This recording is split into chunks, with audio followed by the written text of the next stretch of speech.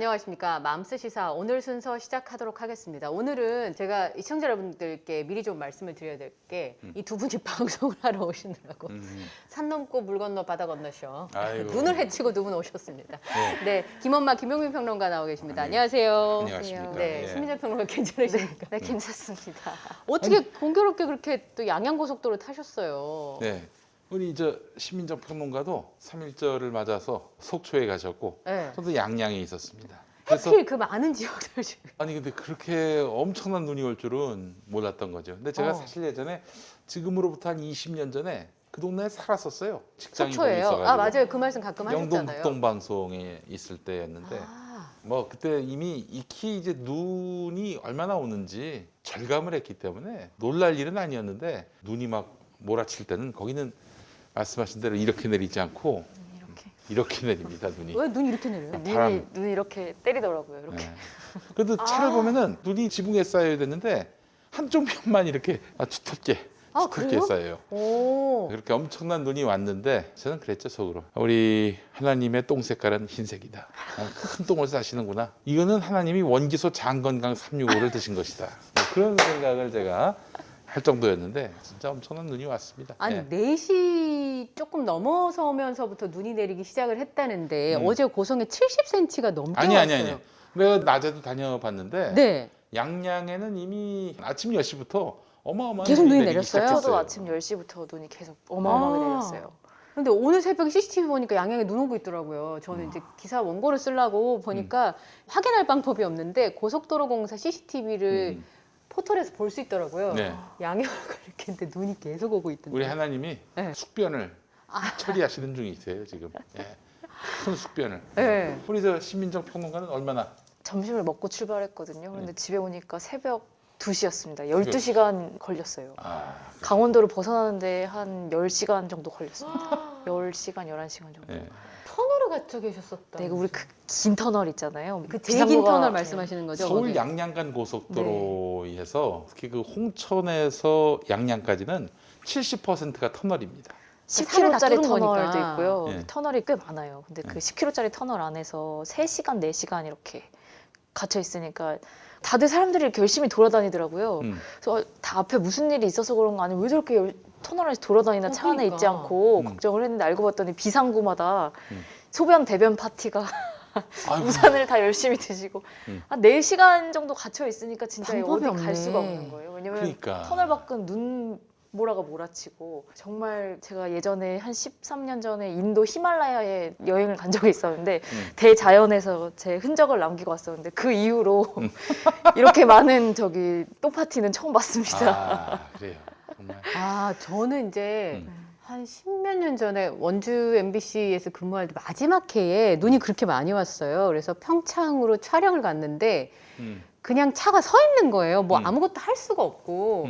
그래서 고속도로에서 고속버스를 타신 분 인터뷰를 갔는데 히타가 꺼진 상황에서 그렇지. 그러니까 기름이 떨어지잖아요. 계속 서 있으니까 그렇지. 히타가 꺼진 상황에서 밤새 이제 거기서 주무신 거예요. 물도 없고 춥고 이러니까 그때 알았어요. 이게 차가 막히는 게 문제가 아니라 네, 맞아요. 그 1박 하는 생존의 문제구나.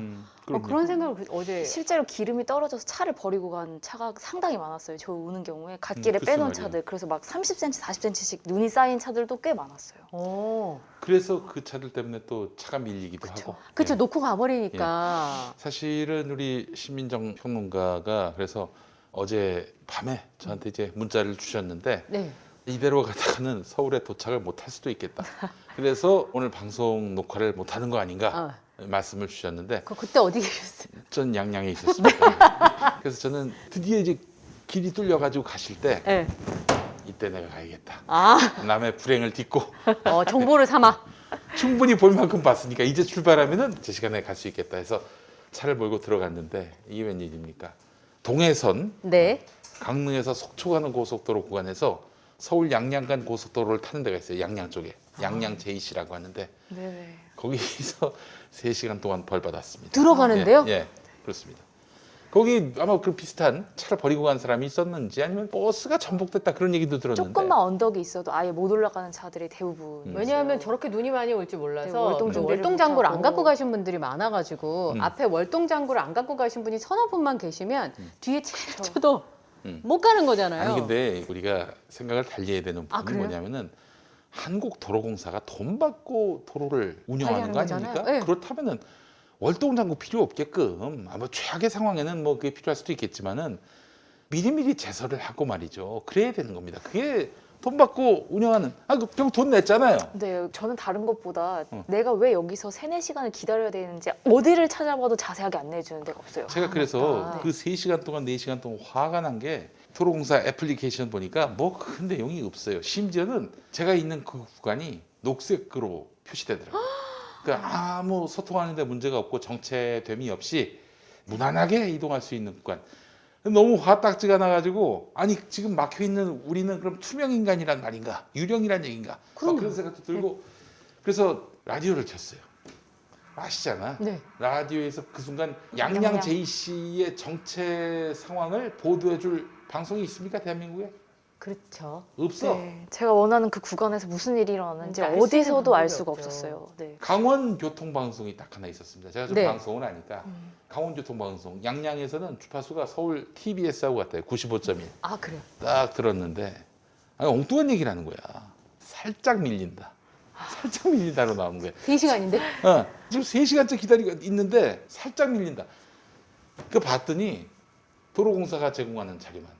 그 방법이 없더라고요. 네. 저도 오늘 아침에 정체가 풀렸는지 확인을 하려고 들어갔는데 보통 이제 우회도로나 통제 구간이 어제만 12곳이 넘었었거든요. 아예 들어갈 수 없는 데가. 그러면 저는 도로공사 홈페이지 가면 들어갈 수 없는 도로는 써 있을 줄 알았어요. 네, 진입을 최대한 빨리 막고 음. 그 다음에 조치를 취해야 되는데 진입을 계속 막질 않는 거예요. 그러니까 그러니까요. 뒤에서는 계속 올라오고 계속 들어오고 가지는 네. 못하고. 아니 내가 저 하조대 IC 네. 거기 통제 구간. 차단했다고 그랬는데 나중에 좀 시간 지난 다음에 이제 뭐 우리 평론가님도 좀 일찍 가고 그래서 여러 개째 갔는데 무사 통과를 했어요. 근데 나중에 도로공사하고 통화해 보니까 거기 막혔는데 어떻게 들어가셨어요? 네, 그 통제 구간이었어요. 오늘 새벽까지. 아무도 통제를 안 했습니다. 심지어 그 톨게이트 지나자마자 눈이 하도 세가지고 눈 털었는데 돌아가세요 하는 사람 한 명 없었어요. 어떤 분이 혼자 제설하면서 가시는 분들도 있더라고요. 영상을 보니까 요즘 휴대전화가 좋아서 다 찍어가지고 이제 시청자 제보를 하시니까 그래서 정 안 돼서 군부대가 투입돼서 네, 군부대 차량들이 앞에 차를 견인해가면서 이게 도로를 뚫었다. 그러니까 이거는 고속도로는요. 제가 또 그날 아침에 제 아들한테 야 아무리 눈이 많이 와도 대한민국에 눈이 싹 치워지는 도로가 있다. 고속도로다. 얘기를 했는데 그날 저녁에 아버지가 거짓말쟁이가 되고 말았어요. 미안하다. 구라쟁이가 되고 이거 말았어요. 근데 방송이 화가 났어요. 네. 아 그래요? 그건 진짜 문제가 그러니까 왜냐면 있구나. 그 차 안에서 터널에 같이 갇혀 있으니까 주변에 차에 누가 탔는지도 다 파악이 되더라고요. 아기가 있는 차 같은 경우 기름이 거의 떨어져가는 차 같은 그러니까 경우는 애가 얼마나 또 찡얼댔을 네, 거야. 그러면 아이 같은 경우는 식수가 당장 없고 그럼. 차 안에서 그러니까 춥고 그래서 위험했을 수 있겠다. 그래서 사실 그럼요. 저는 당연히 갈 수 있을 줄 알고 한 8시간까지는 참았는데 이게 이 터널 앞에서 이제 제 남편이 내려서 한참을 걸어갔다 왔어요. 1시간 가까이를. 상황이 파악이 안 되니까 다들 각자 운전자들이 나와서 앞에 걸어갔다 오는 거예요. 한국 사람들은 참 네. 또 다음 터널까지 갔다가도 이 상황이라 우리가 지금부터는 좀 전략적으로 움직여야 될 것 같다라고 하고 나니까 이제 이게 오늘 못 갈 수도 있겠구나. 그러면 이제 어떡할 것인가. 그러면서 이제 슬슬 버려진 차들 보이고 아유. 그러니까 아찔해지더라고요. 저 예전에 서울에 유일하게 제가 안동에서 근무를 할 때 서울에 차를 한번 끌고 온 적이 있었어요. 맨날 고속버스 타고 너무 지겨워가지고 왜냐하면 의상 다 들고 구두 들고 거기까지 오면 너무 지쳐서 차를 몰고 용산에서 방송을 하고 내려가는데 동서울 인터체인지 잘 나갔어요. 근데 갑자기 원주까지는 잘 갔는데 원주에서 중앙고속도로로 딱 탔는데 그때처럼 눈이 오기 시작하는데 차가 그냥 자꾸 돌아가면서 가는 거예요. 근데 제가 그날 첫 방송 런칭하는 날이었어요. 라디오. 4시에 들어갔는데 생방송은 10시인데 충분히 갈 줄 알았죠. 아무리 막혀도. 그렇지, 그렇지. 원주에서 안동까지 중앙고속도로 1시간이 가거든요. 그럼. 처음엔 갈 수 있을 줄 알았는데 이제 7시가 넘어가면 그때부터 울기 시작했어요. 차 안에서. 좋아지지. 왜냐하면 첫 방송에 아웃되면 저는 그냥 백수가 되는 상황이니까 막 울면서 전화를 해서 이름도 모르는 부장님한테 7시 넘어 전화했어. 부장님 죄송한데 제가 지금 고속도로에서 시속 10km로 가고 있습니다. 근데 그것도 핸들이 자기 마음대로 막 돌아가더라고요. 그래서 전화해가지고 막 울면서 했더니 대타를 세워둘 테니까 죽지만 말고 잘 와라. 그래서 제가 9시 55분에 안동 MBC 주차장에 차를 놓고 세상에. 10시 5분이 별밤이잖아요. 예. 생방을 했던 기억이. 라디오 DJ를 하셨어? 네, 예. 그래서 다시는 제가 차를 가지고 어디 가지 않습니다. 제가 그래서 지금까지 저도 이제 라디오 동사자로 일했었고 누구보다도 그 스태프들의 애환과 고충을 아는데 그냥 조금만 밀린다. 금방 정체는 풀린다. 그 방송을 듣고 확 딱지가 나가지고 너무 화날 것 같아요. 그 상황이면. 내가 그래서 주조에다 전화를 했어요. 주조. 전화하셨어요? 주조에서. 통상 대표 전화로 하면 안 받잖아. 그렇죠. 주조로 바로 걸어가지고 아니 지금 특집 방송 기왕 할 거면 좀 정확한 정보를 제공하시라고. 그럼요. 이게 새벽 2시가 되도록 방송하는데 왜 가짜 뉴스를 유포하냐고 막 내가 뭐라고 그랬어요. 그 방송을 하는 데가 원주거든. 원주가 양양 상황을 어떻게 하나. 그렇죠. 몰라요. 예. 그래서 그냥 도로공사가 주는 자료만 보고 방송을 했는데 2시부터는 이제 또 새로운 방송이 시작이 된다고 예고를 해놨는데 2시부터 그냥 서울 거를 그냥 쭉 틀더라고. 릴레이를 받아가지고. 예. 그래서 무슨 막 거기서 댄스 음악이 나오고 그러는데 환장하겠더라고. 이게 약 올리는 것도 아니고. 예. 그게 정말 청취자 입장에서 진짜 너무 열받는 일이네요. 생각을 그래서 못했어요. 지금 우리 고생을 하셨을 텐데 네. 한 번 하는 방송이라도 좀 성의 있게 했으면 좋겠다라는 맞습니다. 얘기를 하고 지금 이 재난 시스템이 네. 큰 눈이 왔을 때 이렇게 큰 구멍이 보였다면은 이보다 더 심한 상황이 그럼요. 발생할 경우에는 이건 이보다 더 큰 재난이 발생할 가능성도 있기 때문에 도로공사에 대한 전반적인 또 재난 방송 시스템에 대한 전반적인 점검이 필요할 것 같아요. 예전에 그 재작년인가요? 큰 불이 났었어요. 재작년이군요. 예, 2월. 재작년 2월인가 3월인가 3, 4월인가. 4월이었던 것 같아요. 예, 4월이요. 그때 이제 속초에서 불이 났잖아요. 속초에서 불이 났는데 돈이 없다고 KBS 속초 방송국이 있었는데 강릉 방송국으로 그냥 통폐합돼 버렸어요. 맞아요. 그래서 속초 방송국에서는 불난 소식을 전할 수가 없는 거예요. 속초 방송국이 없어졌으니까 어떻게 하느냐? 강릉 방송국에서 기자가 헬멧 쓰고 여기는 화재 현장이라고. 화재 현장은 무슨 화재 현장? 불빛도 안 보이는데 뻥을 친 거지. 강릉에서 무려 100km 거리에 강릉에서 터무니없는 재난 방송을 했던 거예요.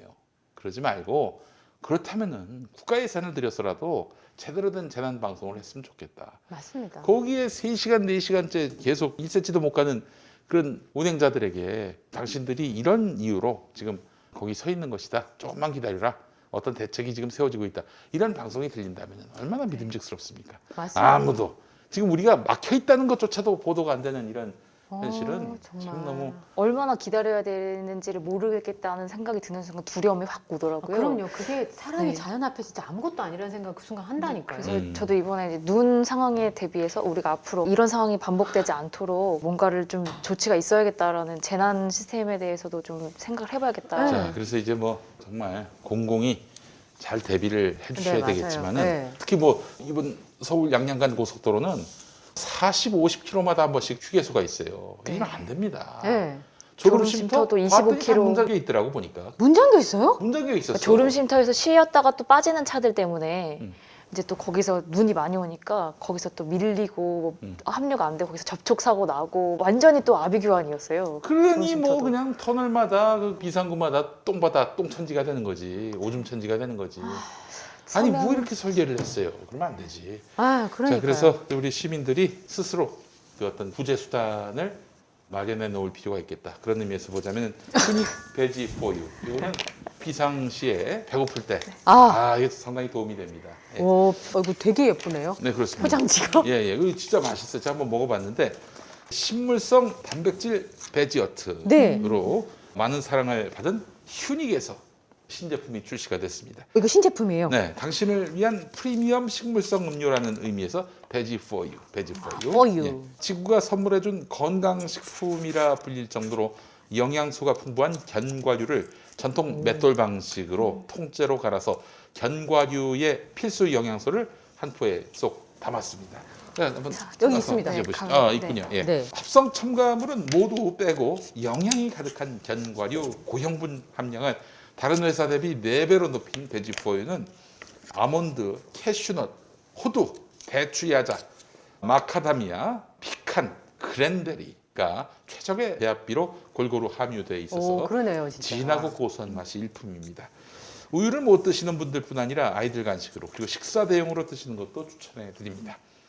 이게 이제 차 안에서 출출할 때 이런 거 드시면은 당장은 어떻게 좀 해결될 수 있는 길이 열리지 그럼요. 않겠는가. 두유 한 잔 생각나더라고요. 아, 두유 한 든든한 잔이. 음료 별거 하나. 아닌데, 그죠? 네. 그렇습니다. 예. 이러시는 분도 있을 거예요. 야, 그 왜 놀러 가니 이런 때 이렇게 비난하시는 분들도 있을 수 있는데 놀러만 갔습니까? 일 때문에 간 사람도 있어요. 어제 춘천에 속초에서 딸 학교 개학한다고 데려다 주러 가셨다가 그냥 네. 개학을 포기하고 도로 야, 오셨다고. 너무 비난하지 마세요. 3.1절 행사 때문에 오셨던 분들도 많더라고요. 그러니까요. 그러니까요. 응. 예. 그런 사람들만 있는 건 아니고 놀러 갔다 온 사람들이 놀러 간 게 뭐 죄입니까? 예, 뭐 방역 수칙만 잘 지키면 되는 그리고 거죠. 본인의 일이 대봐. 진짜 자기가 놀러 간 게 아니라 딴 일로 해서 그런 그 맞아요. 폭설 때문에 네. 9시간 동안 거리에 서 있어봐. 그냥 남을 놀릴 마음이 없어집니다. 예. 돌아다니는 건 뭐 욕을 먹을 수도 있겠지만 어쨌든 재난 상황에 대비가 안 됐다는 건 저는 확인을 근데 하고 그게 왜 왔습니다. 막히는지를 몰랐다는 거가 네. 되게 충격이에요, 지금. 아니 그래서 내가 하다못해 너무 화가 나가지고 도로공사에다가도 전화했는데 한 8분 만에 받더라고. 8분 만에 받았어요. 물론 이제 그분들이 전화가 뭐 폭주하니까 그럴 수 놀고 있겠지만 있다가 받았겠어요. 다 그냥 나름대로 오는 전화를 다 받느라고 늦게 받았을 바쁘셨겠지만. 텐데. 근데 우리 저 콜센터에 계신 노동자분들도 상황을 잘 몰라. 뭔가 제보를 하고 좀 소통할 수 있게끔 시스템을 마련해서 현장에 있는 뭐 시민들이라도 뭐 이렇게 어렵지 같이 않아요. 얼른 제가 보니까 네. 도로공사 CCTV가 도로마다 쫙 다 깔려 네. 있더라고요. 그것만 확인해서 문자만 근데 발송해서 그 사각지대에서 차가 퍼지면은 알 수가 없지. 근데 최소한 어느 부분에서 지금 막혔구나라는 거는 알 수 있을 텐데 하여튼 그렇죠. 그거라도 제가 봤을 때 초동 대처가 없었던 것 같아 그게. 아니 그리고 통제 구간은 얘기를 해줘야죠. 저희가 그 터널에 한 3-4시간 서 있을 때 제설차가 드디어 그때 들어왔어요. 서너 시간 서 있을 때. 서너 시간 서 있고 나서 제설차가 들어오니까 환호성이 환호성이 너무 고마워가지고 예. 우와 막 이렇게 그래요. 알겠습니다. 네. 그 환호성이 지금 돌이켜 보면 우습지만 당시에는 정말 얼마나 고마웠겠어요. 예수님보다도 더 4대의 제설차가 지나가는데 정말 천군만마를 얻은 기분이었습니다. 네, 그래. 예수님 같은 존재. 예, 그럴 때는. 예. 그래서 제가 결국에는 국토교통부에까지 전화를 했습니다. 숙직실. 역시 김엄마다. 예, 이 개통을 알거든. 개통을 아는 사람들이. 그러더니 국토교통부에 전화를 해서 그런지 그 뒤로 뭐 제설차도 오고 막 공무원들이 경찰이 달려오더라고. 핵심 포인트를 아셨구나. 그렇지. 도로공사에 연락해봐야 콜센터 계신 콜센터 분들. 우리 노동자분들은 뭐 그냥 고생 많이 하시지만은 대답밖에 해줄 수 있는. 그렇지. 사람이. 그분들이야 뭐 괜히 또 화가 난 분들 달래주는 일들만 하시지 정보도 많이 없으시더라고. 너무 그건 진짜 안타까웠습니다. 너무했다. 예. 국토교통부 숙직실을 많이 이용해 주시면 감사하겠습니다. 아 예. 자, 우유를 못 드시는 분들뿐만 아니라 아이들 간식으로 또 식사 대용으로 맞아요. 드시는 것도 추천해 드리는데 또 하나 중요한 이유가 있습니다. 이 식물성 음료 아니겠습니까? 네. 이 한 잔이 환경에 미치는 영향이 상당합니다. 예. 자, 베지포유는 우유를 대체함으로써 동물 복지에 기여하고 생산에 필요한 물과 토지 그리고 온실가스 배출량을 줄일 수 있는 맞아요. 착한 먹거리입니다. 우유 대비 부족했던 칼슘 또한 부족함 없이 채워 넣었습니다. 네. 온 가족 모두 안심하고 드실 수 있도록 식품 첨가물은 넣지 않았습니다. 드시기 전에 꼭 흔드시기 바라겠습니다. 네. 안 들었는데 김용민닷컴에서 가장 완벽한 식물성 음료 베지포유를 압도적 최저가에 만나보십시오. 네. 90팩 대량으로 구매하시면 더욱 저렴해집니다. 아마 90팩을 사는 게 훨씬 제일 이로울 쌀 거예요. 것 같아요. 네. 15팩이 한 박스인데 18,900원. 편의점 가서 이런 비슷한 거 사봐요. 그보다 가격이 훨씬 나간다고. 작은 우유 한 팩이 1,000원 넘잖아요. 네. 네. 자, 온 가족에게 도움이 되고 이득이 되는 그걸 어떻게 그렇게 드시려고 그렇게 뜯으시면- 뜯으시면 왜요? 아 이렇게 먹어요. 아니 그럼 이게 얼굴에 다 얼굴에 다. 우리 집의 전통입니다. 가풍이. 그렇게 비난하지 마세요. 비난하는 게 아니, 신기해서 사람들이 그렇게 뭐 이렇게 먹을 수도 있는 거지. 아니 얼굴 너무 좀- 쏟으실까 봐 가족들은 모르시는 전통일 수도 있겠어요. 저렇게 딱 그럼. 모아가지고 역시 기술. 안동김 씨의 오랜 전통입니다. 예. 안동김이셨구나. 세도가 집안이셨네. 무슨 이 씨? 저는 광산이 씨라서 별 볼 일 없는 집안인데요. 안동김 씨는 제가 안동에서 근무해봐서 알아요. 거기는 김 씨와 권 씨가 아니면 뭘 하기가 되게 어려워. 둘 다 안동권, 안동김. 네, 그래서 거기 국회의원도 돌아가시면서 김권 뭐 이렇게 아니면 나눠서 이렇게 하시고 뭘 하실래도 그 성씨를 다셔야지 되는. 우리 저 심정 평론가는 심할 심씨입니까? 청성심심. 아 청성심 씨. 아 예 그래요. 오늘 또 경고조사를 호구전선 보통 미팅 할 때 하는 거 아니에요? 저희 또래는 어디 심시냐고 묻지 않죠.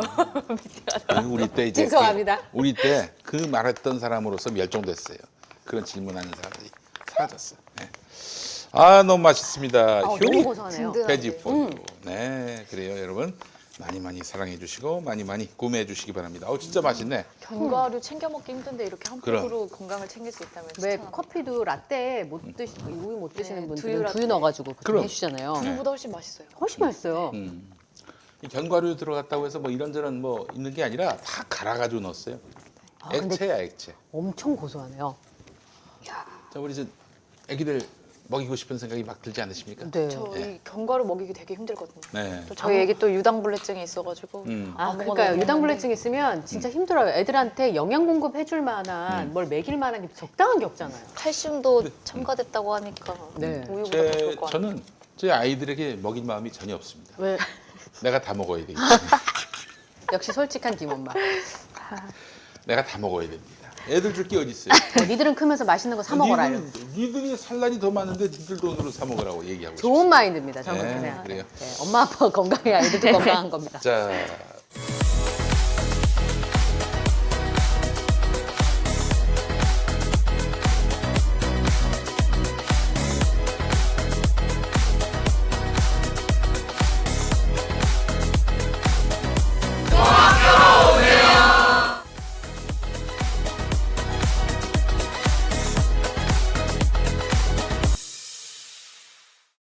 두 분께 묻고 싶은 게 있는데 돈 많은 남자들은 아름다워 보입니까?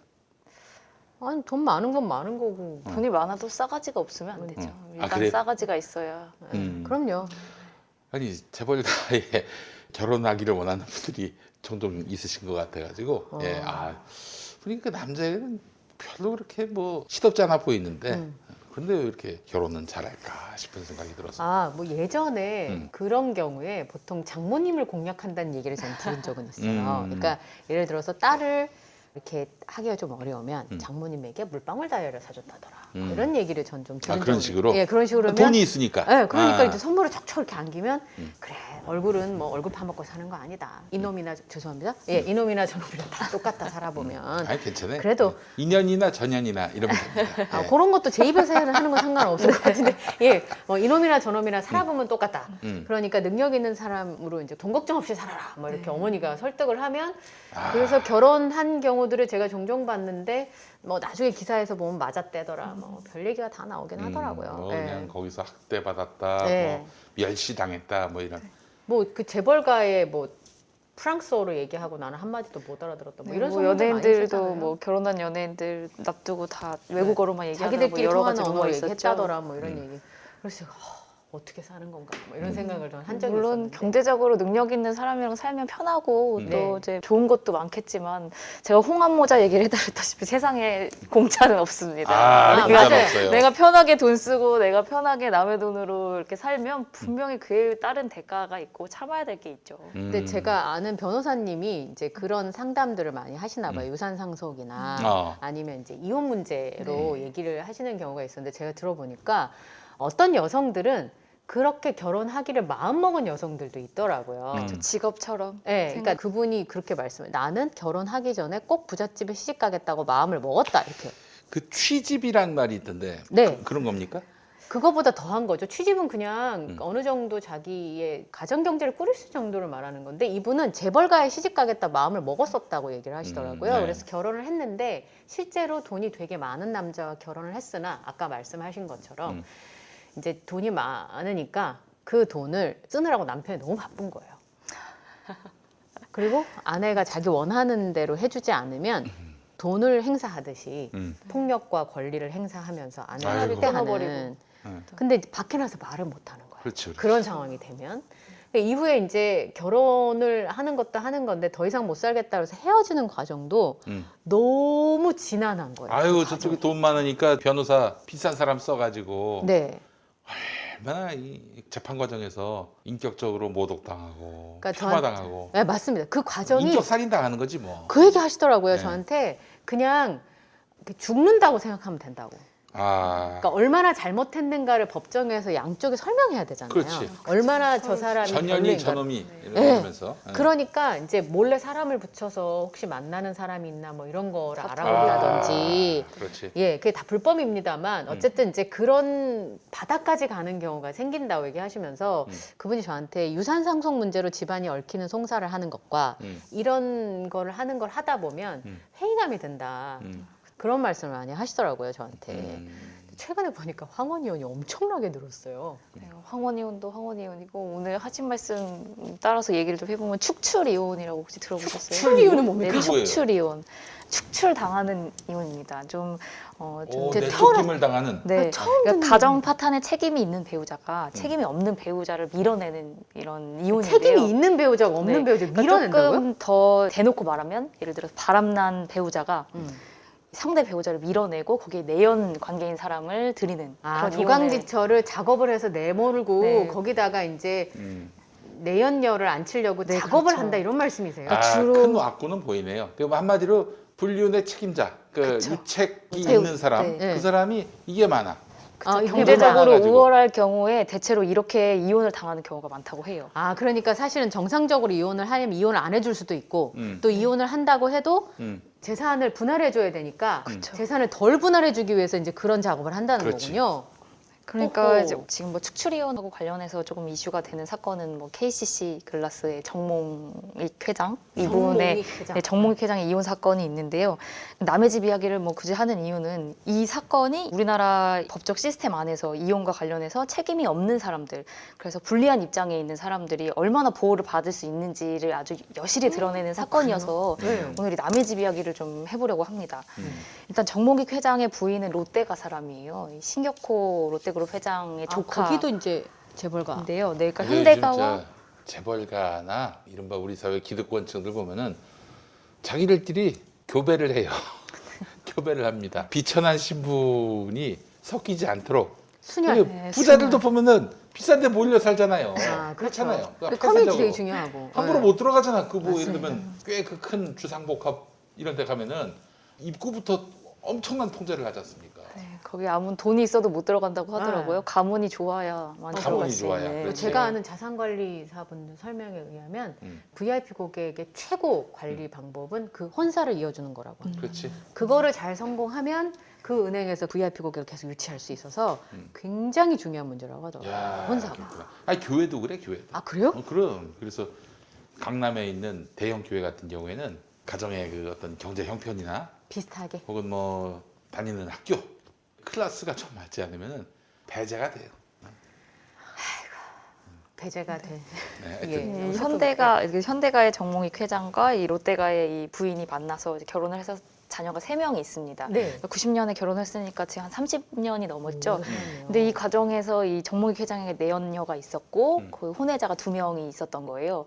그러면서 2013년에 정몽익 회장이 이제 1차 이혼 소송을 내면서 이제 이 결혼 생활이 파탄난 데는 이유는 내 와이프가 사치를 부리고 인격 모독적인 말을 하고 결혼 그게 생활을 뭐 유지할 수 언제적 없을 얘기입니까? 만큼 사치를 있었다면서 이제 끌어내린 거죠. 네. 아니, 지금 불륜해가지고 애까지 있는데. 그렇죠. 그래서 결국에는 3년 만에 이제 기각을 당합니다. 왜냐하면 결혼 생활의 파탄의 책임이 정 회장의 불륜 때문이다라고 이제 봤기 때문인데요. 그렇죠.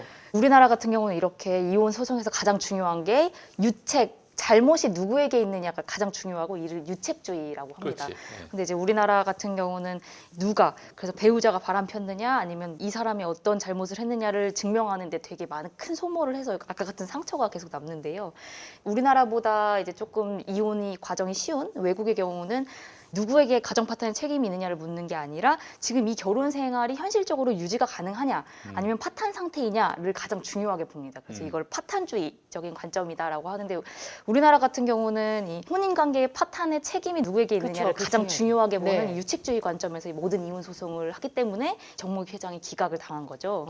그런데 이 정몽익 회장이 기각을 당하고 나서 3년 만에 또 2차 이혼 소송을 냈는데 이번에 완전히 전략을 바꿉니다.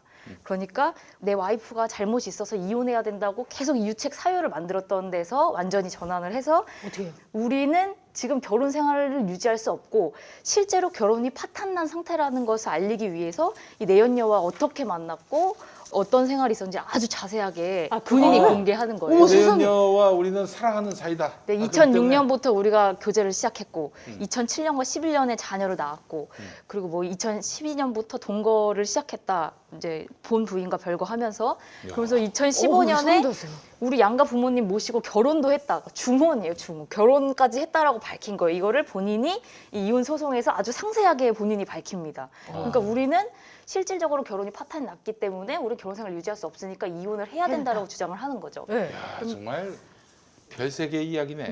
그러니까 전 처음 들어보는. 근데 홍상수 감독의 상황도 지금 이거랑 똑같은 거잖아요. 또 이제 기각을 당했죠. 이 출사유가 홍상수 그래서 감독이기 그 때문에. 아내분이 내 남편은 뭐 이번이 처음도 아니고 돌아올 거라고 믿는다.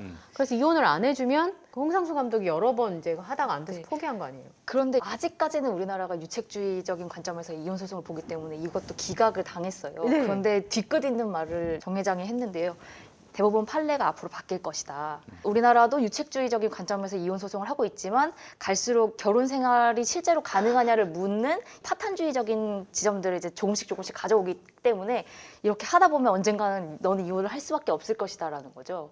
그런데 이 과정에서 뭐가 문제였냐면 정 회장이 경제력을 다 갖고 있고 부인 최 씨는 실질적으로 결혼하고 나서 가정을 보살피는 데만 여력이 있기 때문에 경제적인 능력이 없는 상태입니다. 집안에서만 그쵸. 전업주부니까. 재벌 가문이긴 해도. 네. 그래서 생활비를 끊고 사는 집을 금매로 내놓고 사람을 보내서 차들을 다 회수해가고 먼저 협의혼을 수용을 하면서 이런 식으로 압박하는 과정이 있었던 거죠. 네. 그리고 이래도 안 먹히니까 그럼 자녀들한테 내 원래 본처의 자녀들에게 3명에게 상속분 전혀 없애겠다. 원래대로 법대로 하면은 정 회장의 재산의 70%가 배우자와 세 자녀에게 가게 돼 있는데 그렇겠죠.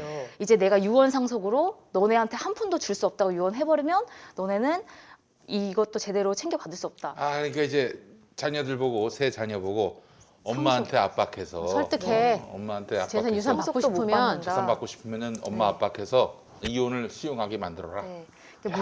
너무 잔인하다. 뭐야 이게 도대체. 아, 네, 물론 이제 이게 우리나라의 유류분 제도라는 게 있어서 아빠든 엄마든 안 준다고 재산을 안 좀 주겠다고 줘야 돼요. 보복성 유언을 남겼을 때 법적으로 70% 원래 법적으로 받을 수 있었던 것을 이거 실질적으로 보복성이긴 하지만 이건 받을 수 있다라고 인정을 하는 부분이 35%까지는 인정을 해줍니다. 그러니까 어쨌든 간에 어떤 일이 있어도 35% 이상, 그러니까 너희가 원래 받을 수 있는 것보다 아주 절반 이하로만 주겠다라는 협박인 거죠. 근데 그 아내는 만약에 저 내연녀를 받아들이면 자기 자녀들에게 기업이나 상속을 전혀 해줄 수 없으니까 버티고 있는 측면도 아마 있지 않을까. 그쵸. 저희 추정이거든요. 지금 장례식에도 최 씨는 안 오고 자녀들이 갔어요. 그런데 거기에 내연녀가 왔어요. 그리고 현대가 사람들과 다른 사람들에게 그 내연녀를 소개했거든요. 완전히 이제 이건 현대가 쪽에서 밀어내고 있는 상황인 거네요. 이 돈의 흐름을 좀 주목할 필요가 있는데요. 돈의 흐름. 네. 정 회장이 현금성으로 내연녀에게 수백억을 남겼고요. 혼외자에게. 그리고 회장, KCC 회장, 형이죠. 형도 100억 가까운 주식을 남겼고 그리고 이 정 회장의 엄마와 돌아가신 아버지까지도 이 사람들한테 뭔가 여윳돈을 계속 이쪽으로 몰아주는 분위기. 그러니까 지금 계속 현금화해서 형성이 되고 계속 있거든요. 내연녀에게 그러니까 이게 돈을 지금 주는 한 거예요? 사람 이 정 회장과 그 부인의 일이 아니라 현대가가 계속 뭔가 이 사람을 축출해서 빼내고 뭔가 이 재산 상속에 관한 뭔가를 만들고 있는 분위기인 거죠. 그러니까 아니, 살아도 뭐 껍데기로만 살아라 이런 거네요. 사실 뭐 회장님 뜻을 따라야지 회장님 사모님 뜻을 따라 수는 없잖아요 회사 시스템. 그렇죠. 회사는 네. 그렇죠.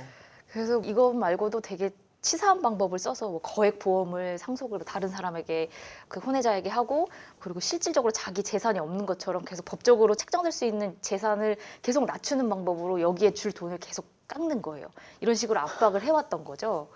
그런데 문제는 이런 식으로 이 유책 배우자가 경제권을 가지고 협박을 했을 때 우리가 이것을 막을 수 있는 법이 없는 상태인 거예요. 그러면 여기는 회장님 집이니까 돈이 되게 많으니까 이렇게 자세하게 우리가 알 수 있는데 그냥 그쵸. 뭐 아파트 한 채 좀 괜찮은 거 가지고 계신 남편분께서 이런 방식으로 하시면 그쵸. 전업주부인 여성들은 방어권을 행사할 수 있는 방법이 없는 일도 거예요. 없네요. 네, 그리고 또 만약에 이 남편이 그런 식으로 나오는데 생활비를 안 주고 양육비를 주지 않아. 그러면은 만약 이혼한 상태라면 생활비도 청구하고 양육비도 청구할 수 있겠지만 그렇지. 법적으로는 혼인 상태에 있기 때문에 청구도 못 하는 거예요. 안 줘도 뭐 별 수 네, 없어요. 그러니까 이혼하기 전까지 도장을 찍어주기 전까지는 생활비랑 양육비 같은 책임이 다 지금 책임 없는 잘못 없는 배우자가 다 뒤집어 쓸 수도 있는 상황인 거죠. 그러니까 도장을 안 찍어줄 수도 그렇다고 찍어줄 수도 없는 상황에 있는 배우자들이 많은 거예요. 야. 그 이뿐만이 아니라 좀 이해할 수 없는 지점이 하나 있는데요. 만약에 내가 바람을 폈는데 2010년부터 바람을 폈다. 네. 그래서 10년 동안 바람을 폈다라고 하면 재산 분할을 과정에서 이 본부인과 이 사람의 이혼 과정에서 재산을 분할할 때 지금 2021년인 지금까지 혼인 상태를 유지하고 있다고 하더라도 나는 2010년부터 이미 이 사람하고 내연 관계에 있었으니까 2010년 이전의 재산에 관해서만 재산 분할이 가능하고 2010년 이후로 내가 벌은 돈은 내 부인이 이 재산권을 가져갈 수 있는 방법이 없는 거예요. 아, 그래요? 네, 그러니까 유책 배우자가 불륜을 터뜨리기 이전의 재산만 가지고 재산 분할을 하는 거죠. 그러니까 이 만약에 이혼을 안 하겠다고 버팅기는 카드가 있다고 하더라도 버팅길수록 계속 내 재산은 줄어드는 거예요. 그러니까 결국은 네. 잘못이 없는 배우자가 손을 들고 자기 발로 그쵸. 걸어 나가게끔 딴 살림 차린 기간이 길면 길수록 오히려 손해네요. 네, 이 잘못한 사람에겐 이득이고 피해를 막상 보는 건 잘못이 없는 배우자인 거죠. 아, 축출 이혼이란 말이 틀리지 않았군요. 네, 그래서 이뿐만 아니라 사실은 이제 우리나라 법원에서 이제 파탄주의적인 그런 어떤 거에 대해 인식이 어떤지 조사를 하고 있다고 해요. 뭐 연구 용역을 이제 줘서? 네, 줘서 이제 이런 과정들을 연구해서 수집하고 있는 모양인데 가장 중요한 건요. 외국이 이제 파탄주의를 도입하더라도 문제되지 않는 부분은 뭐냐면 자녀 교육이나 이 어떤 배우자의 경제적인 문제로 이런 일을 당하지 않도록 아주 제도적인 장치들을 단단하게 보완을 해놨습니다. 파탄주의를 도입했다 그쵸. 하더라도 그렇죠. 미국 같은 경우는 누구에게 책임이 있느냐를 사실 묻지 않아요.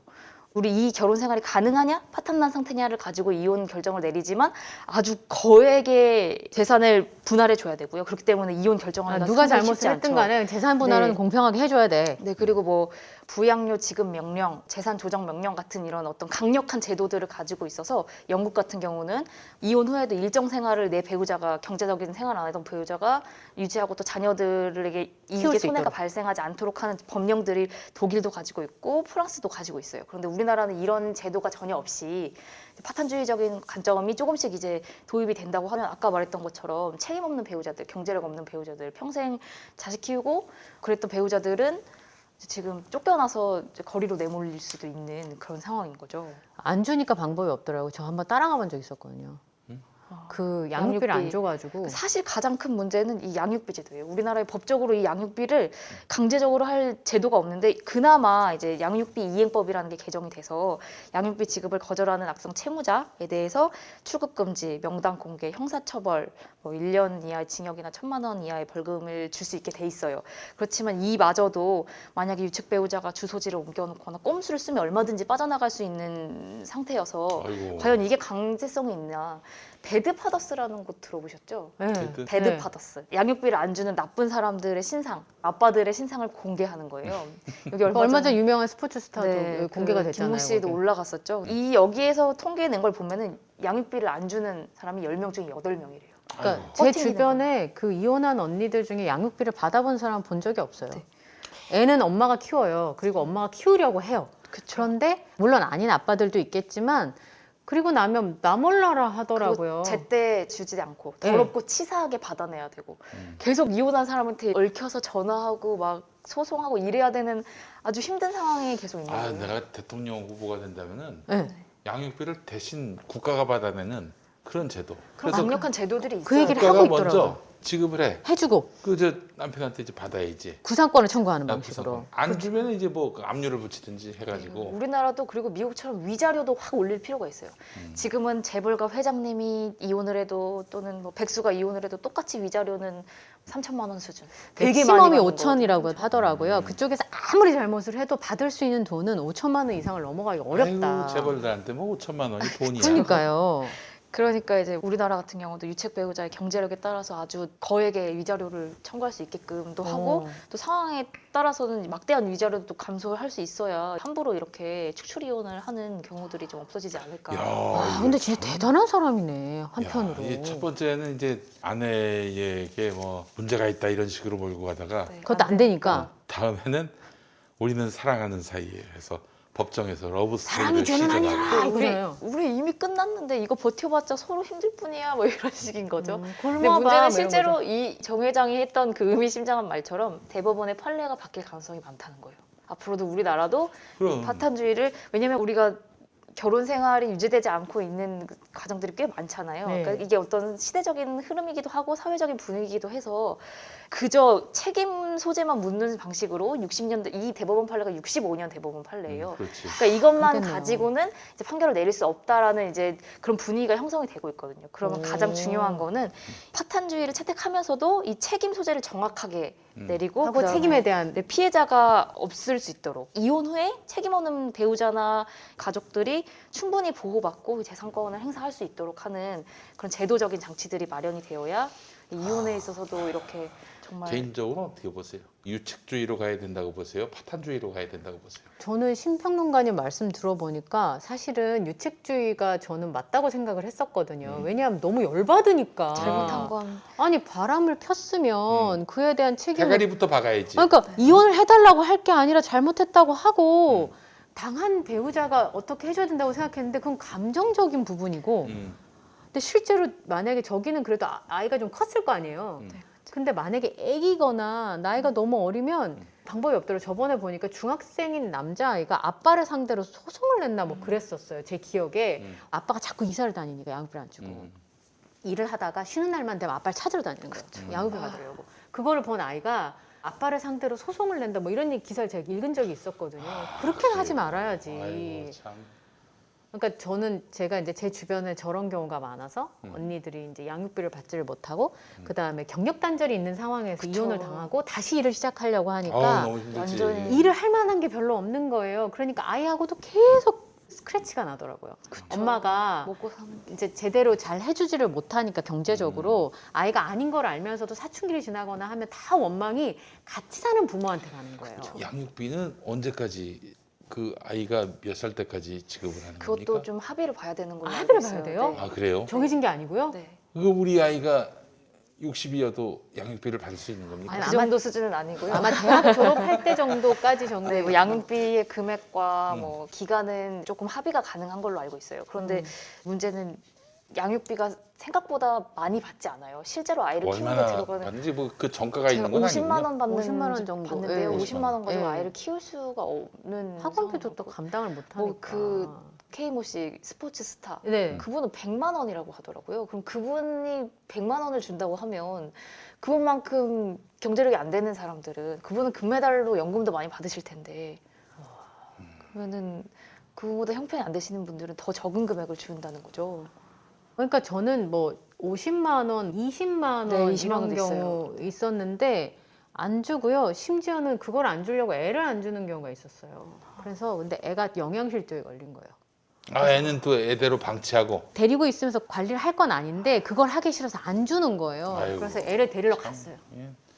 별놈의 인간들이 있네. 그래서 제가 저 그거를 10명 중에 8명이 제때 안 준다. 거의 이게 안 너무 준다라는 거의 안 준다는 수치가 거잖아요. 정말 저는 뭐 파탄이 났다면 실제로 결혼 생활을 유지할 가능성이 없다면 이혼을 하는 것도 방법이라고 생각은 하는데 문제는 그로 인해서 이 피해자가 발생하면 안 된다고 그렇지. 생각해요. 아, 더 그럼요. 약자가 누구인지를 정확하게 살펴서 그런 제도적인 보완을 한 다음에 뭔가 이혼에 관련된 그 과정을 맞아요. 좀 간소화시키든지 해야지 아무런 대비 없이 그저 흐름만 따라갔다가는 이렇게 계속 그래서 엄마들이 이혼 당할 상황에 대비해서 재산을 공유하는 공동 명의로 이렇게 그렇게 하는 경우가 그것도 종종 뭐 있습니다. 저는 괜찮다고 생각해요. 음. 네, 그리고 이제 결혼하기 전에 음. 스타들은 정리를 하잖아요. 미리 혹시나 이제 혼인 관계가 문제가 네. 생기면 재산을 이렇게 하겠다고 사전에 네. 뭐 이렇게 하기도 하는데 저는 뭐 그렇다고 해도 그것 때문에 혼인 관계가 파탄 난다고 생각하지 않는데 그런 것도 방법이라는 생각이 좀 들기는 해요. 제 아내분께서 이번에 이사를 아, 분께서. 했는데, 네. 공동 명의로 하셨어요. 아, 공동 명의로 네네. 하셔가지고 네. 참 아주 원하셔서 굉장히 준비를 치밀하게 하고 있구나라는 생각을 하고 있습니다. 네, 얼마든지 그렇지. 굿바이. 언제든지. 네. 파탄주의의 열렬한 지지자. 아니, 네. 자기는 민주주의보다 파탄주의가 더 좋다.